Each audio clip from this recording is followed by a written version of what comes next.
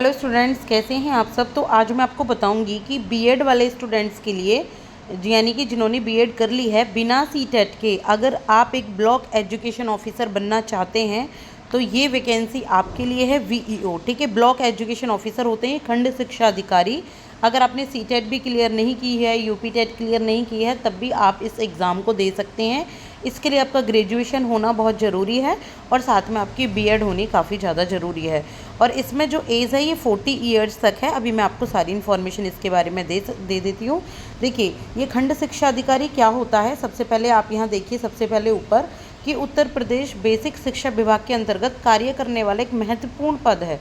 इसमें ये अधिकारी ब्लॉक स्तर पर, यानी कि जो एक ब्लॉक होता है ना, जैसे डिस्ट्रिक्ट होती है, ब्लॉक होता है, विलेज होता है, तो एक ब्लॉक स्तर पर ये जितने भी प्राइमरी और ये हायर जो स्कूल्स होते हैं, सेकेंडरी स्कूल्स होते हैं, उनका जो प्रशासन होता है स्कूलों का, और निरीक्षण होता है कि स्कूल किस तरीके से चल रहे हैं, उनकी ये देखभाल करता है, उनके लिए जिम्मेदार होता है। आते हैं ना स्कूल में जो शिक्षा अधिकारी आ गए हैं स्कूल के बारे में देखने के लिए कि किस तरीके से स्कूल चल रहा है। जितने भी गवर्नमेंट स्कूल होते हैं, कुछ प्राइवेट स्कूलों के लिए भी आते हैं।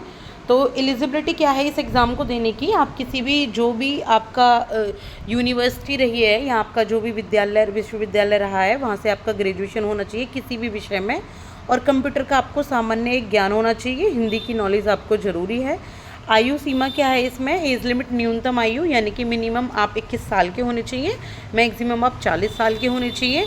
और जो आपकी आयु है, आपकी जो एज है, उसमें अगर कोई कैटेगरी है आपकी, जैसे एसटी कैटेगरी, एससी कैटेगरी या फिर कोई दिव्यांग कैटेगरी, तो आपको उसमें छूट भी मिलती है, ठीक है। इसके बाद आप देखेंगे नंबर 2 पे रिक्रूटमेंट है। तो बीयू की जो भर्ती परीक्षा है, इसको यूपीपीएससी कराता है, उत्तर प्रदेश लोक सेवा आयोग। और जब भर्ती होती हैं तब आपकी ये रिक्तियाँ निकलती हैं कि कितनी वैकेंसी निकली हुई हैं। तो 200 से 360 के बीच में यहाँ पे भर्तियाँ निकल सकती हैं। चयन प्रक्रिया क्या है, सिलेक्शन प्रोसेस, पहले एक प्रीलिम एग्ज़ाम होगा। प्रीलिम एग्ज़ाम आपको ऑब्जेक्टिव टाइप के क्वेश्चंस होते हैं, फिर मेन एग्ज़ाम होगा, फिर इंटरव्यू आपका होगा। वैसे एक बात बता दूं, इस वाले वीईओ के एग्ज़ाम में इंटरव्यू के लिए मनाही है कि इंटरव्यू नहीं हो रहा है, तो इंटरव्यू को आप यहाँ से कट कर सकते हैं। अभी तक जो इन्फॉर्मेशन आ रही है वहाँ पे ये इंटरव्यू नहीं हो रहा है। इसके बाद आपका डॉक्यूमेंट वेरिफिकेशन होता है। अब हम नंबर 4 पे चलें तो इसके बाद जॉब रिस्पॉन्सिबिलिटी क्या होती है, यानी कि बीईओ करता क्या क्या है, आपको ये भी पता होना चाहिए। तो देखिए, जितने भी आपके प्राइमरी स्कूल हैं या हायर स्कूल हैं, उनकी निगरानी करनी होती है कि किस तरीके से स्कूल चल रहे हैं, टीचर अच्छे तरीके से पढ़ा रहे हैं कि नहीं पढ़ा रहे, वो आ रहे हैं टाइम पे नहीं आ रहे, वहाँ पे जो टेस्ट हैं, एग्ज़ाम है, वो सही तरीके से हो रहे हैं कि नहीं हो रहे। मतलब आपकी एजुकेशन को अच्छा करना बीईओ का काम होता है।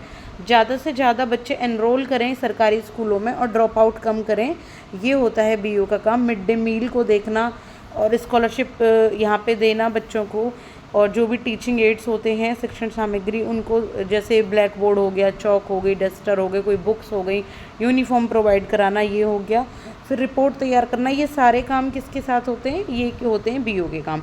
सैलरी बीईओ की क्या है, अभी 7th पे कमीशन चल रहा है, लेवल पे 8, तो इसके अकॉर्डिंग अभी 47,600 से 1,51,000 तक यहाँ सैलरी हो सकती है, according to the candidate, their qualification, या उनको किस जगह उनको काम मिल रहा है। इसके बाद इसमें आपको डीए, यानी कि आपको महंगाई भत्ता, मकान का किराया, आपको यहाँ पे ये सारे यात्रा भत्ता, आपका ट्रैवलिंग एक्सपेंस, ये सब भी आपको यहाँ पे मिलता है। इसके बाद एग्ज़ाम पैटर्न की बात करें, देखिए कैसा एग्ज़ाम आता है। तो जो प्राइमरी आपकी